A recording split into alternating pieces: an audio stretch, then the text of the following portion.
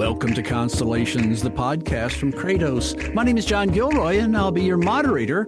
The Earth's orbit is full of space junk like out-of-service satellites that completed their mission long ago. One study even estimated that 100 trillion pieces of space debris are floating outside the planet. This space junk can cause collisions between satellites and existing debris, or even endanger astronauts aboard the International Space Station. So how can this space junk be removed? Here, to discuss a pioneering new technology that may be able to help address the space debris challenge, is the founder and CEO of TransAstra, Joel Sercel. He is going to share some insights on space debris capture technology that has the potential to make space more accessible and sustainable for future generations. Joel, you ready to jump in? You bet. Hi, John. How are you today?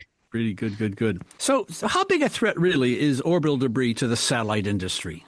It's a pretty big threat, but it's manageable. It's not existential. It's one of the things that a satellite builder has to keep in mind when they're planning a mission. And you really have to be careful about it. It's not nothing. And as we get this exponential explosion in the number of satellites, it has the potential of becoming much worse. However, if the space community, the international space community, can operate in a responsible way, I think it can be managed effectively. So it's not the end of the world, but it's something we really need to take seriously and be careful about. Good. You know, this concept of space debris has been talked about for a while now.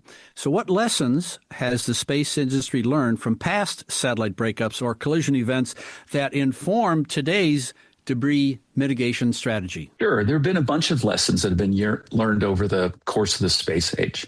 I think the biggest lesson is don't use kinetic satellite weapons in low Earth orbit.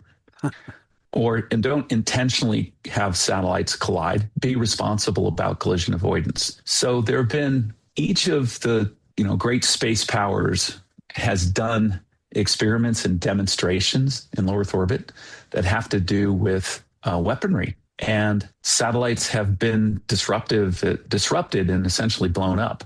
Possibly intentional collisions between satellites.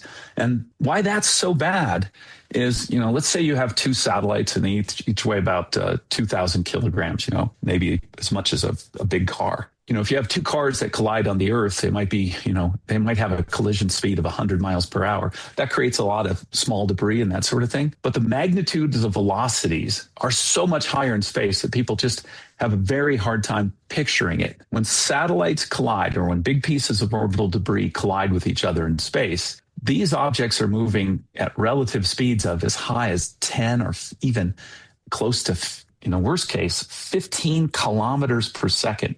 Think about that, 10 miles a second. So their closing speeds are vastly higher than the speed of a high-powered rifle bullet. And so they create massive debris clouds of debris ranging in size from, microns to millimeters to centimeters to chunks of metal. That's really the dangerous thing when collisions happen. So one is we really need to have a good moratorium on kinetic weapons in low Earth orbit. Second, we need to be responsible about end-of-life disposal. So satellite goes up there, it has a life of a year, 2 years, 3 years, something like that. Then it's done. You need to put it in a safe orbit at the end of that. And the U.S. has been very good about that. You can't get permission to launch a satellite without a good end-of-life disposal plan. SpaceX has a really great strategy for this. They fly most of their Starlink satellites in such low Earth orbits that the satellite has to be operational with its propulsion system working to stay in that orbit for an extended period of time. And as soon as the satellite goes defunct or reaches the end of its life, the atmosphere slows it down over a period of weeks, months, or maybe just a couple of years, and it deorbits, cleans out its own orbit. It's really no weapons, have an end-of-life disposal plan, and don't just leave things in orbit with no plan to deal with it. Those are some of the lessons. When you try to design a debris removal mission, so what are some of the unknowns before the launch? Well, it depends on what you mean by debris removal mission, right? So TransAstra's orbital debris removal technology is called our capture bag. We're very proud of the capture bag. We recently flew it on the International Space Station in October. Outside the space station, in an airlock called the Bishop airlock that's owned and operated by NanoRacks, which is a private venture. And we had a very successful demonstration of the capture bag. It was brought up to the space station by astronauts, installed in the airlock by astronauts.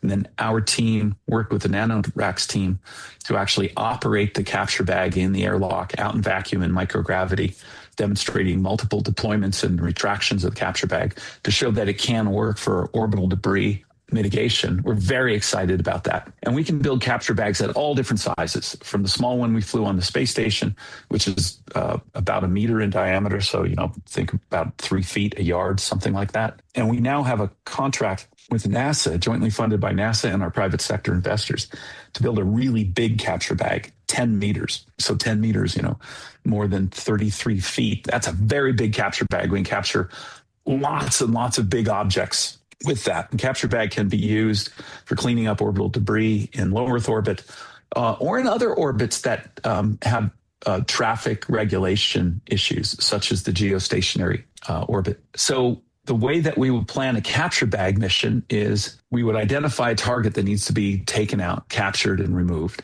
And the strange thing about this is, even though there are literally thousands of satellites in low Earth orbit, recent studies show that in terms of orbital debris and potential collision avoidance issues, there are only about 50 significant objects big enough for capture bag of different sizes that if you were to clean those out, you deal with half of the problem. So it's not that big of a problem, because most of the satellites in low Earth orbit have been put into low Earth orbit in responsible ways by responsible actors in the modern era.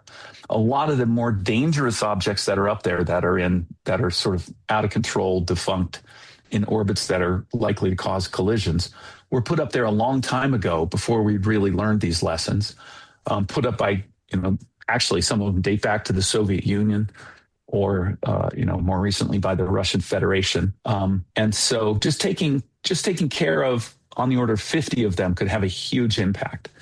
But TransAstra isn't the only game in town. There are other companies that are looking at taking care of little small pieces of debris, which are a really big hazard in low Earth orbit and probably not applicable for capture bags, basically hitting them from a distance with big lasers to partially ablate them or cause radiation pressure on one side of the objects to deflect their orbits.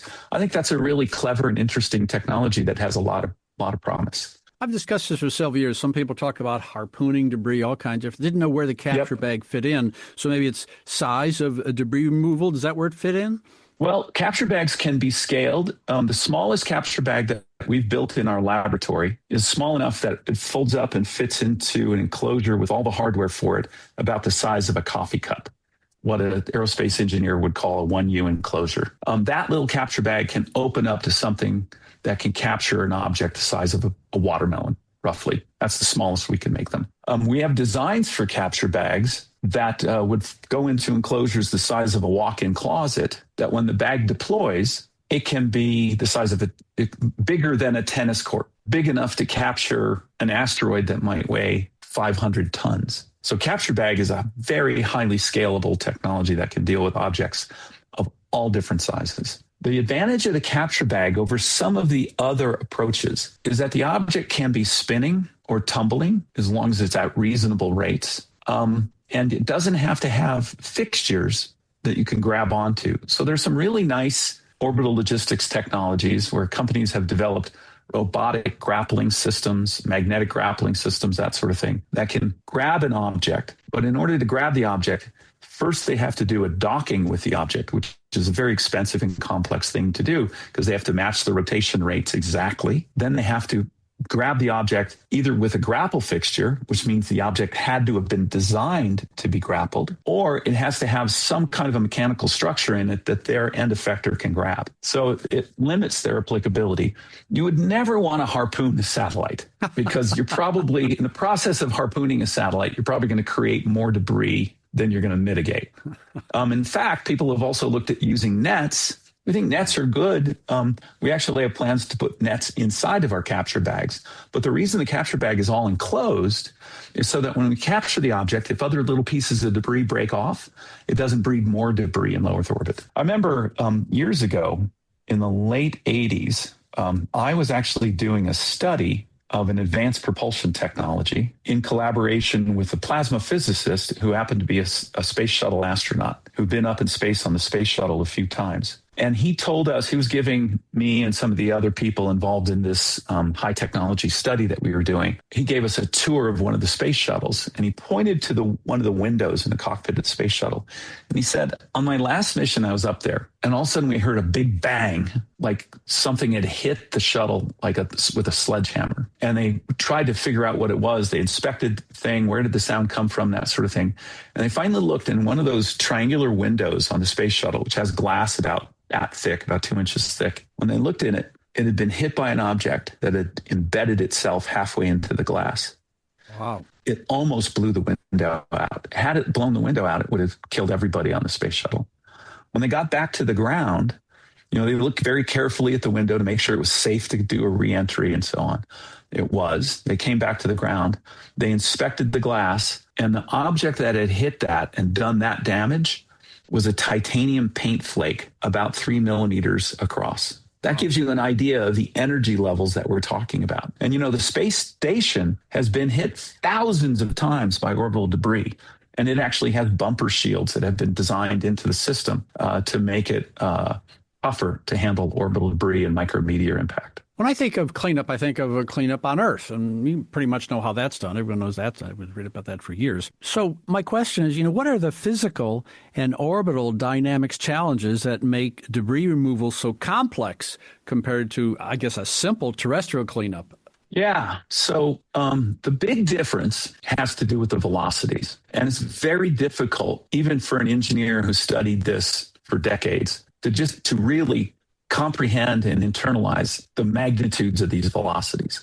So there are only a few thousand satellites in low Earth orbit. And then there's a swarm of debris of all different sizes. And I think in your intro, you said that studies have shown that there could be up to 1 trillion tiny objects. Well, it would only be 1 trillion if you went down to extremely small particle sizes. Engineers refer to the size distribution of the objects as something called a power law. Some people might remember. It's an exponential equation that some people might remember from high school. And what it says is every time you go down in size by a factor of 10, you go up in the number of objects by maybe as much as a factor of 1,000. So for every 10 centimeter object, there might be 1,000 1 centimeter object. And for every 1 centimeter objects, there might be 1,000 1 millimeter objects, and so on. So to get to that number of 1 trillion, you're really talking about things that are down in the size of dust particles and so on. But even a millimeter particle can be dangerous if it hits an optical surface or a delicate instrument on a spacecraft. So the tremendous size distribution is part of the problem. But the real difference is the velocity range. People, laymen, and sometimes I've even seen engineers and people that even work in this field make some kind of ignorant statements about the fact that, low Earth orbit is so big, it's such a huge environment. You're talking about the whole Earth, thousands of kilometers, a few thousand objects. Like the chances of collision are nothing. That's no problem. Think about, there's hundreds of thousands of ships at sea. They're not colliding all the time. So people are blowing this out of proportion. Well, the difference is a ship at sea is going maybe 20 miles an hour, whereas each one of these objects is going at 8 kilometers per second. So it's going around the Earth something like 15 times a day, going through hundreds of thousands of kilometers, millions of kilometers a year. So it's covering so much ground, and there's so many particles covering so much ground that there's all kinds of opportunities for collision. Also, we can't really know exactly where these objects are because small particles, their trajectories, the path that they take in space, are constantly being perturbed slightly by the sun's radiation, by changes in the atmosphere, all that sort of thing. So you think you know where it was, you go back and say, okay, in 2 weeks, it's going to be in this spot. You go and look, it is not there. It's a real challenge. So it's the velocities and the uncertainties on the positions that are the real problem. Now, the biggest constellation in low Earth orbit and space at all, by far, is the SpaceX Starlink constellation. I used to keep track of how many satellites they had up, but they're launching so many that I can't keep track of it anymore. But it's, I think at last check, it was 6,000, but I don't know what the number is. Probably by the time this podcast goes, it'll be 10,000. I don't know. But what SpaceX keeps track of all the different known satellites, and with their thousands of satellites, there are many conjunctions where they can come close to another object, but because of the uncertainties on the trajectories, they could hit. And so, and this, by the way, this happens at the space station all the time also. Space station is a big object. Sometimes they actually have to maneuver the space station to reduce the probability that would have an impact with a big object. It gets these little micro hits all the time, but if it hit something big, it would be game over. When I say something big, I mean, something the size of an iPhone would be a catastrophic collision for the space station or for any other object. I'm thinking about the number of these space objects out there, and it leads us to the discussion about a scalable solution. So how do you approach designing a debris removal system that's not only effective in orbit, but also affordable and scalable for the commercial space industry? Yeah, so that's exactly what we've done with capture bags. So capture bags, these are made of relatively inexpensive engineering materials, depending on the specific application and target and what the customer wants to do. It could be like a Nomex type material or Kapton, which is a pretty common space material. These are usually done ripstop, but it's relatively inexpensive. In the field of aerospace engineering, the soft materials is called soft goods. So our capture bag systems are made of soft goods, gas handling systems, and mechatronic systems. And the way it works is the soft goods are fabricated, they're sewn up by precision artists, designed by our engineers, sewn up, and folded up tight so that there's no air entrained in them, or very little air, and then put into what we call a capture bag enclosure, which is a mechatronic system. Mechatronics is the blending of mechanical, electrical, software, moving parts in space like robotics. And then we have a gas handling system. And the way that works is when it gets into space, the capture bag enclosure opens up and the capture bag starts to deploy with a little bit of the entrained gas that we couldn't get rid of. And then we inflate these tubes that are built into the device. We call them struts and ribs that hold the bag open with these inflatable struts and ribs. Then when we go to capture an object, the capture bag tied to a spacecraft that's doing the proximity operations does a rendezvous with the object, and then the capture bag flies over the object. And when the object is inside the capture bag, the end of the capture bag closes around to make sure that the object is not going to get away. Once the object is squarely inside the capture bag, we turn off the attitude control system on the carrier vehicle and cinch the object down and hold it tight. Once it's tight and secure so that the dynamics of the object don't interfere with the control dynamics of the carrying spacecraft, then we despin. Typically, we match the spin of the object before we capture it. That's not always the case. And we despin, and then we can move to another orbit. We can carry it to a safe orbit where it's not going to be colliding with something else. Those are referred to as disposal orbits, or it could be deorbited. The whole capture bag can be separated from the carrier spacecraft to deorbit or go into a safe storage orbit. That's the process. So the thing about it is the soft goods, the gas handling system, the mechatronics on a capture bag are about 10 times simpler and cheaper than a robotic solution. So this is something that we can reproduce for tens of thousands of dollars a copy for the small ones, or a few $100,000 a copy for the big ones. So it's much cheaper than any other grappling system that we've seen. And we have a standard interface. It's like an app that can go on different types of carrier vehicles. So we work with different industrial partners to put our capture bags on their carrier vehicles. So we've designed it to be safe, simple to use, robust, and inexpensive. And I hope that description describes how it achieves those goals. Yeah. Well, I've got to ask the consultant question here with KPIs involved and all that stuff. So as debris removal goes from concept to demonstration to operational systems, so what are the key performance metrics the industry should focus on? So basically what it comes down to is one thing is you need to identify the high value targets to take out that are the ones that are really causing a threat.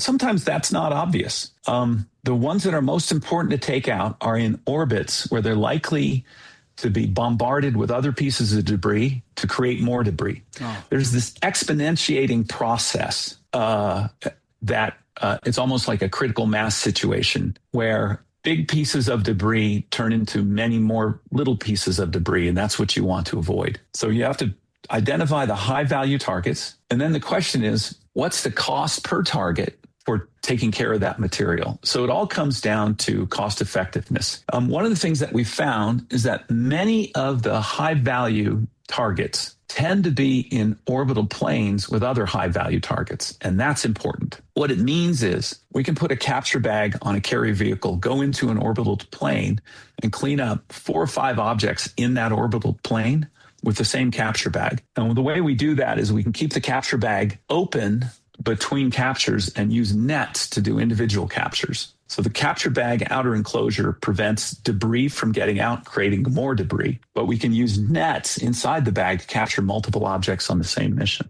So it has to do with, it's basically in business, it's all about cost effectiveness, which brings up the biggest challenge.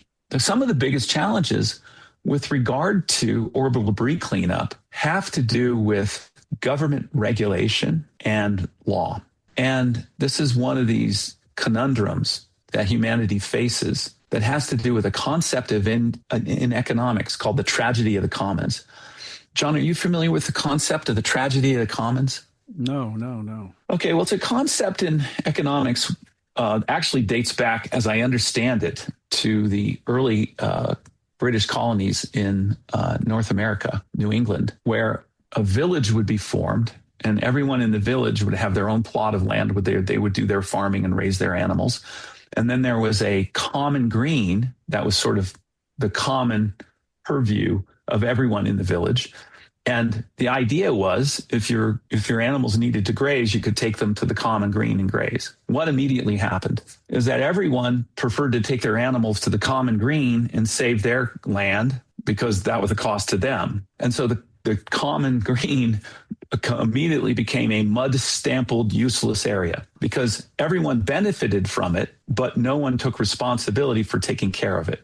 This is the sort of situation that we have with the explosion of plastics in the ocean right now. The oceans are in the commons of all humanity. They're not owned by any one sovereign state. And so many sovereign states dump plastics in the ocean. They're collecting together and forming this microplastics disaster in the oceans. And there's no incentive to keep people from dumping plastics in the ocean. It's a similar kind of situation in space. And what many economists say is the only way to deal with this is governments have to come in and impose a fee or a cost structure or motivate it, make it a business proposition to clean up. And there are rules and regulations in place in space right now that make the business proposition for orbital debris cleanup harder than it should be. Now, this problem has been dealt with in the oceans. Say, for example, why is it that derelict ships don't drift into harbors and collide with all the ships at anchor in a harbor? There's a really good reason for that. And that is, in the law of the sea, there's what are called salvage rights.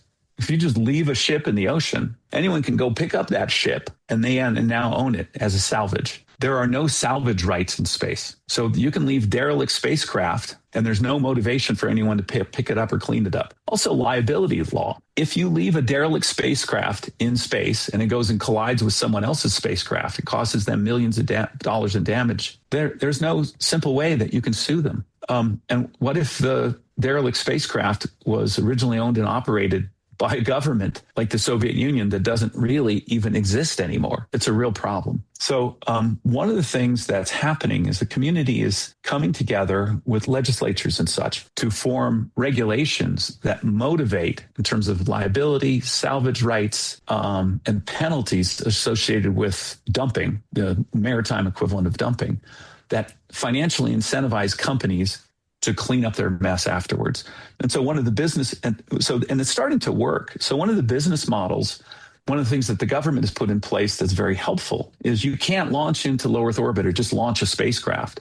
You can't get permission until you have an end-of-life disposal plan. Now that we've flown our capture bag on ISS, and we're doing some other demonstration work right now, we're I can't make some announcements about that now, but I wish I could. It's like days from being able to make some announcements. But once Capture Bag is validated as a flown and tested program, then a company can plan to put up a constellation of satellites and say our end-of-life disposal plan is at the end of life, TransAstra is going to fly up there and clean all those satellites out of that orbital plane with capture bags. And they can pay us an initial deposit up front. And then we can have a payment schedule that makes sense. And they don't have to pay for their end-of-life disposal up front. It comes near the end of the mission. So the cost of money, the interest that they would have on that, it's more cost effective for them. This is a business solution that can work. And we're seeing really good traction with that. You touched on economics. Let's take a little different angle at economics here. So how do you see the economics of satellite constellations changing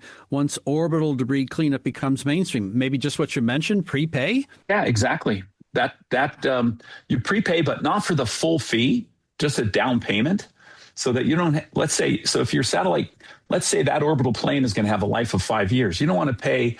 You don't want to have to pay for your end of life disposal at the beginning of the 5 years, because now you're paying 5 years of high interest on that investment that you put in. But if you can make a modest down payment to secure it, and you have a business plan that gets it so that you can pay near the end, that's good for the satellite operator, and it's also good for TransAstra, because we can put the contract on the books, and the satellite operator can show the FAA that they have a meaningful approach to end-of-life disposal that is not an upfront cost like all the other methods. Yeah. Another benefit of this financially is one of the driving limitations on the life of a satellite in low Earth orbit is orbital drag makeup. Now, the challenge with orbital drag makeup is that the atmosphere is highly variable.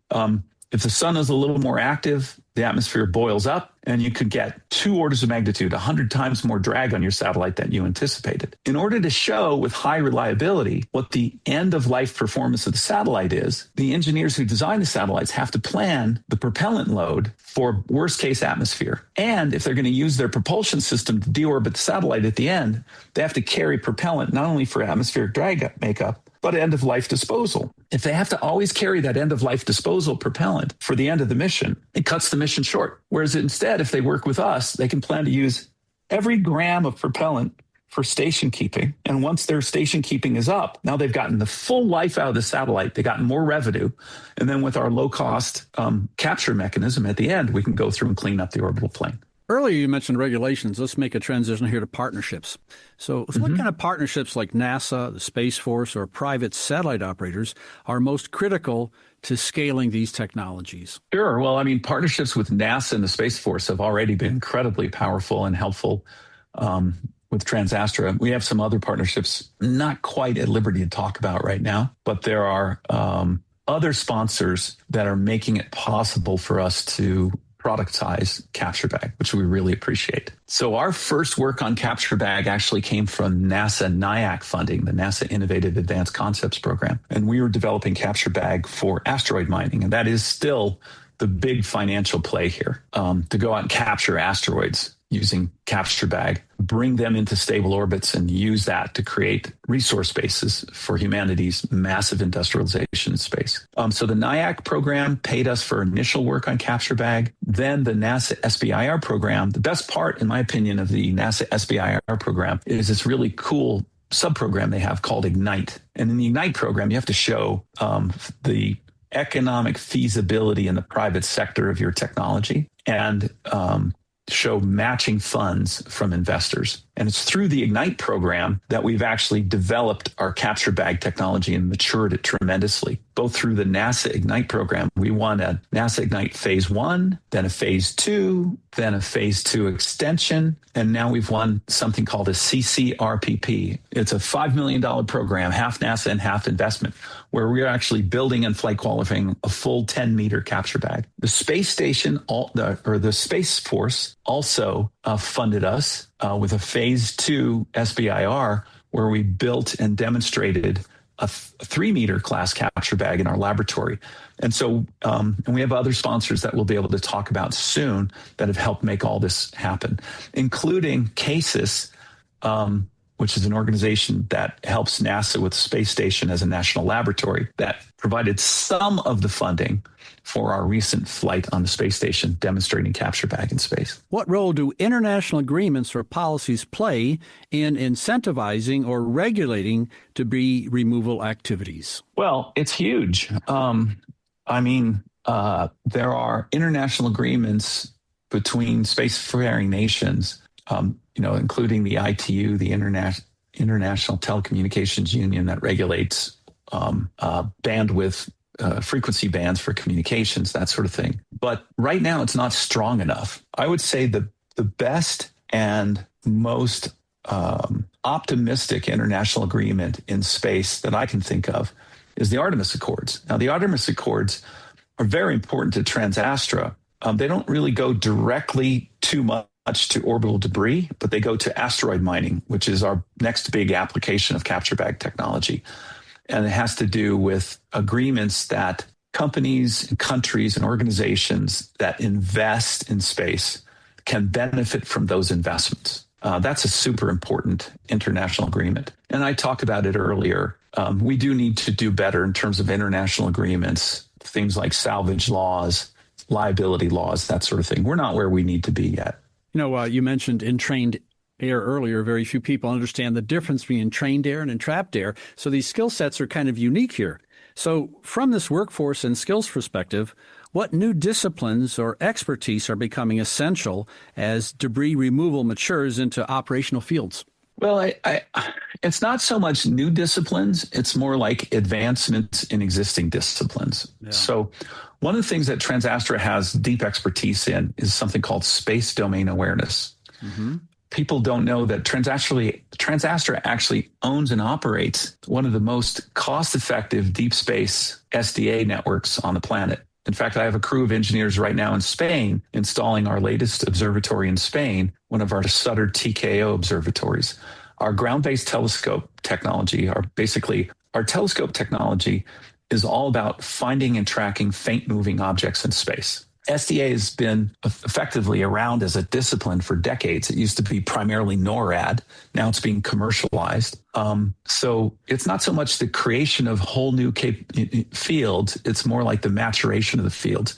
The maturation of the field of how you find, fix, and track objects in space, how you predict their motion, and the modeling and simulation associated with that is getting better and better and better. That's a big one. And then another area of tremendous improvement, for decades, there has been the technology of proximity operations in space, the ability for one spacecraft of either with astronaut, a human spacecraft with astronauts or a robotic spacecraft to approach another spacecraft and engage in its proximity, control its position, and be able to do things like rendezvous, berthing, and docking with the other target.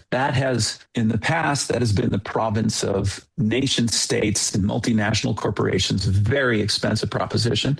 It's not so much that it's a new field, but it's being democratized with modern computer systems, AI, machine learning, and sensors. It's becoming cheaper and cheaper and more routine to be able to do that kind of stuff. And these are the kinds of technologies that we need to do orbital. Space domain awareness, the ability to find and track objects in space is critical to this. Proximity operations. And then just the other big thing, I think I can't overemphasize the importance of this to your audience. The other big thing is cost-effective space systems. So it used to be that organizations like, the organizations that build spy satellites or, NASA, JPL, places like that, they built these exquisite systems that took thousands of people and billions of dollars to put together. And even still today, these organizations are building satellites that cost, like $1 billion for 1,000 kilogram satellite. So think of that, $1 million a kilogram to build a satellite. Meanwhile, launch costs have been coming down, and within the next few years, launch costs will probably fall below $1,000 a kilogram. People say it's $2,000 or $3,000 a kilogram. That's actually a bit of a myth. No one actually gets that good of a price, except for little corner things. But the launch cost is getting so much lower than the development cost of the hardware that there's a mismatch. But the new space industries are orders of magnitude more cost effective than the old space industries. So it's not that there's a new fundamental discipline. It's that people are learning to build space hardware and software and operations 100 times cheaper. That's the game changer. Yeah. And that's what's going to allow many new industries to exist in space that didn't exist before. Just in the last 6 months, people have become aware that data processing in space is going to be a big deal. It's been obvious to those of us in the industry that have been studying this deeply for decades that was going to happen. The only question is when. And it's going to happen sooner than people thought. Another thing is, there's been disciplines of overhead imagery, whether it be visual imagery, radar, passive radiometry, imaging the Earth to make sense of what's going on the Earth. That used to be the domain of spy satellites and, weather forecasting, weather satellites that were hugely expensive, the province of nation states. We're moving into the domain where we'll have upwards of 100,000 satellites in space. And many of them will have instruments looking at the Earth, and the amount of data that we'll be pulling in will be drastically more than has happened in the past. And the data usage, because it's so much more cost effective, will be much more widespread. So space is changing in a big way. When I think about the listeners for this Constellations podcast, I think they're going to be very interested in this concept you kind of touched on was using your bag to capture asteroids. I mean, people have been talking about this also. They're talking about networks, but also finally you can mine space and do all kinds of things. So I think this asteroid capture thing is interesting. So most of the things you're doing are really enabling this whole idea of asteroid mining missions, isn't it? Yep. So everything that TransAstra is doing is about developing the tech and the capabilities to enable asteroid mining. We've identified a population of about 15,000 asteroids, constituting a mass of about 1 million metric tons that are close enough to the Earth in terms of their energetics, the amount of rocket fuel, the delta V needed to go get them, that it's within the state of the art for us to go get them now. We don't have the engineering systems. We have to use state-of-the-art engineering systems to build that and do that. And we are in the final stages of putting together the deal to make that happen, to go out and get a 100-ton class asteroid by the end of the decade. I'm not ready to make an announcement on that today, but it is a matter of just a handful of days or weeks until we'll be able to make our first announcements in that area. TransAstra's technology is organized into 4 fundamental areas. We call them detect, capture, move, and process. Detect is our Sutter ground and space telescopes. Sutter is named after Sutter's Mill where they discovered gold in California. We are using our telescopes to prospect asteroids. Capture is our capture bag technology. We've actually designed capture bags to be able to capture 1,000-ton class asteroids. Move is propulsion technology. My own PhD is in plasma physics and space propulsion from Caltech. We have propulsion technology to do that. And the last one is material processing. Asteroid mining is a material processing problem. Right now, we're on the verge of the revolution of low-cost space access. That's a big deal. Low-cost space access and low-cost manufacturing of massive proliferations of satellites in space. It's already started, but it really hasn't gotten into full swing yet. Countries like the Chinese are going to catch us on that very soon. What's the next leap that keeps the United States and the West ahead? The answer is space materials, millions of tons of materials in space that we can manufacture from. Actually moving the manufacture of space hardware from the ground into space to further multiply what we can do in space. Massive data centers, massive constellations of imaging systems, and with low-cost space access and manufactured large structures in space, it will be affordable for thousands of people to travel into space. That's the next revolution, and it's enabled by asteroid mining. Well, Joe, here it is in 2026. People are looking at 2030 already, so I got to ask you the 2030 question. So looking ahead to 2030 and beyond, how do you envision the space debris removal industry evolving alongside commercial space expansion? Space debris removal industry is a support industry for space, and it will be a solid industry at the level of hundreds of millions of dollars a year. It will not be a huge multi-billion-dollar industry, but it'll be important. Space debris removal will become less critical as operators become more responsible with good end-of-life disposal. And so where you draw the line between debris removal and end-of-life disposal, we see it more moving into capture bag for end-of-life disposal. That'll be important. But by 2030, we'll be at the cusp of a further exponential increase in the number and size of satellites and space platforms built. And that'll be about when we are bringing back our first 100-ton asteroid that will unlock the next revolution of the 2030s. And that will make it, in 2030, it will become obvious that we'll be building million-ton outposts in space out of asteroids because we will have brought back the first 100-ton asteroid and shown that reuse of that capability is a thing. And so it'll be a very exciting time to look forward to the future. And the valuation of the enterprises doing that will be in the many billions of dollars. Wow, Joel, I think you've given our listeners a real treat today. They have a better idea of this idea of capturing not only other satellites in space, but debris and asteroids as well. It's been a really fun interview. I'd like to thank our guest, Joel Sercel, founder and CEO of TransAstra. Thank you so much, John. It's been a delight being with you.